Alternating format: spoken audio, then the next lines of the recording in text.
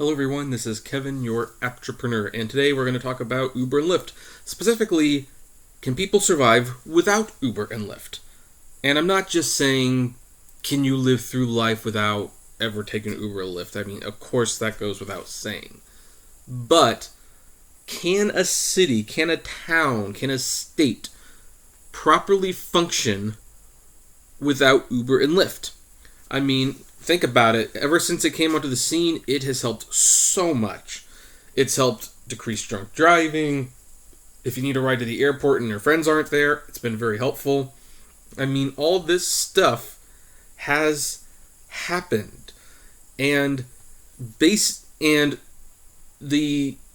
Uber and Lyft were pretty much taken to the test when in Austin, Texas, they were fighting a city ordinance that would require Uber and Lyft drivers to be fingerprinted, which is something I support, by the way. And when they lost that bid, they, like the sore losers they were, got into a hissy fit, got up, and left the town. So, how is Austin, Texas doing without Uber and Lyft? The answer, very, very well. They are doing just fine, thank you.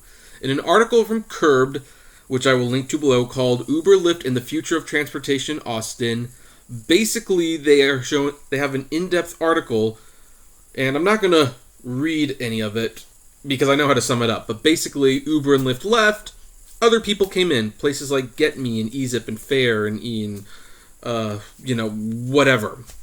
Because here's the thing that Uber and Lyft, especially Uber, they don't really understand. I don't think they're grasping it really. They're just an app. They're just an app. An app isn't that hard to make. Yes, you have to design, and yes, it has to function, but here's the thing. Lyft could make an app, Sidecar could make an app, Topingo can make an app, DoorDash can make an app, and Uber and Lyft, I think, seriously overestimated how much they were needed in Austin, Texas. They, wanted to use the drivers and the public against the government to get regulation that favored them. And that didn't work. It really didn't work.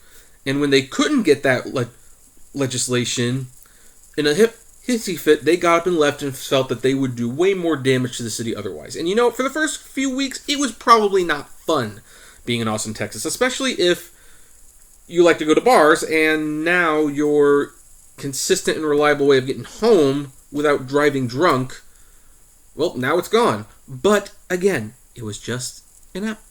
So in comes Arcade City, in comes Get Me, in comes all these other places. In fact, if Juno wants to expand out of New York, and they say they do, one of the first cities they would logically probably target is Austin, because it is Uber and Lyft free. And according to the article, a lot of these companies pay the drivers better, they treat them better, which means if Uber and Lyft ever want to re-enter the market, and they probably will try. I mean, Austin is like the 11th biggest city in America, I believe. So, it's not a market you want to ignore. But, when they come back in, they will have all these other services. People have gotten used to them. And especially Texans are very prideful. You try to tell them to do something, and they kind of plant their feet in the ground and just kind of go, no. And that's what happened. They rejected Uber and Lyft. They probably suffered for a couple of weeks, but then they got on their feet, and now there's a healthy market of app-based ride-sharing applications for the people of Austin, Texas. And some of them might even expand at some point, because if anything, they prove that there is room for more than just 2 companies. You can have 5, and they can be profitable. And the drivers can make more money when you charge more money, and so can the companies. So, Uber and Lyft are not going away anytime soon. I do not believe that for a second. But this little experiment in Austin, Texas, on their part, failed. They tried to use bullying tactics to get their way.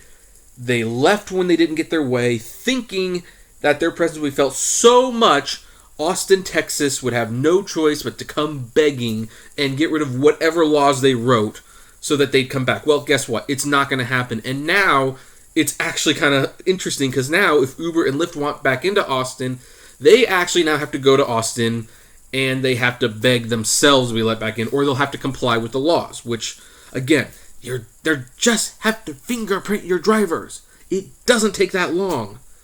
Yeah, it costs a little money, and yeah, it definitely slows down the application process, and in fact, it might even make the drivers a little bit more valuable. Oh, geez, I can see why they didn't want to do this, because you don't want to give the drivers any power. God forbid. But, yeah, Austin, Texas, thank you. I mean, I like Lyft, and I have a tolerance for Uber.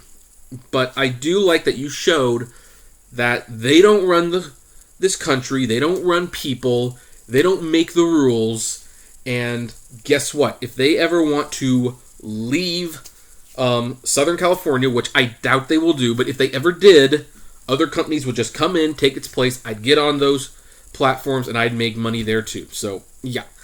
Anyway, to answer the question, can the world survive without Uber and Lyft? The answer is yes. What do you folks think? Agree, disagree? I'd like to know. Comment below, like, favorite, share, subscribe, and as always, flame responsibly. Have a good one.